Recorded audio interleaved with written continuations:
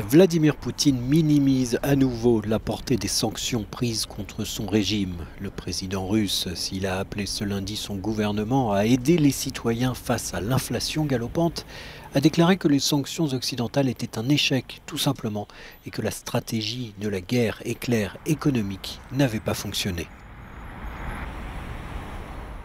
Le principal facteur négatif pour notre économie ces dernières années a été la pression des sanctions, toujours la pression des sanctions des pays occidentaux. Mais la stratégie de blitzkrieg économique a échoué. D'ailleurs, les sanctions n'ont pas été sans effet pour les initiateurs eux-mêmes.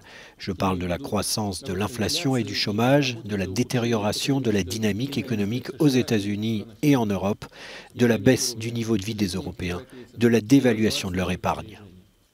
Certes, si les dizaines de mesures prises par l'Union européenne et les États-Unis n'ont pas permis de faire cesser l'invasion de l'Ukraine, dire que les sanctions sont un échec n'est pas un avis partagé par tous, loin de là.